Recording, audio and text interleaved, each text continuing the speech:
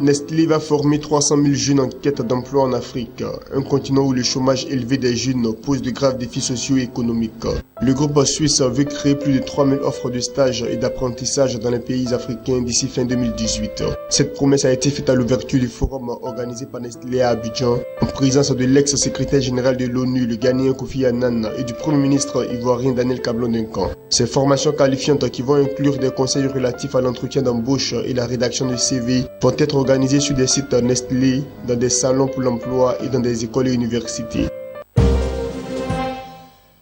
Le ministre des Ressources animales et halieutiques, Kobena Kwasi Adjumani, a récemment séjourné au Japon à l'invitation de l'Agence japonaise de coopération internationale JICA. Après le Brésil et le Maroc, cette agence a décidé à son tour d'apporter son appui au ministère des Ressources animales et halieutiques pour une meilleure gestion des ressources halieutiques de la Côte d'Ivoire à travers le projet de relance de la production piscicole en Côte d'Ivoire continentale et le projet de construction du débarcadère de Sassandra. Pour Kobena Kwasi Adjumani, ce projet de relance de la production piscicole en Côte d'Ivoire que va accompagner le Japon va contribuer à la réduction du déficit de la production halieutique nationale. Quant à l'aménagement du débarcadère de Sassandra, le ministre Adjumani a affirmé qu'il vient renforcer les conditions de travail et de vie de la communauté de perche artisanale. En réponse aux préoccupations du ministre ivoirien des Ressources animales et halieutiques, l'agence japonaise de coopération internationale en collaboration avec des instituts de recherche se dit prête à accueillir des étudiants et des doctorants en biologie et en évaluation des ressources halieutiques.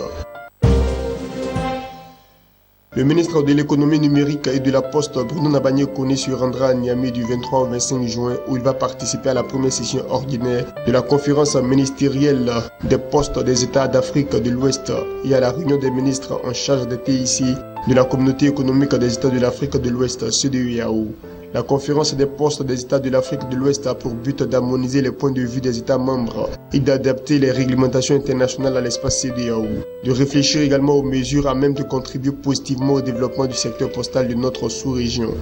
Enfin, au cours de cette réunion, Bruno Nabagné-Koné et ses pairs vont prendre des décisions relatives à une politique régionale d'interconnexion transfrontalière dans l'espace CEDEAO.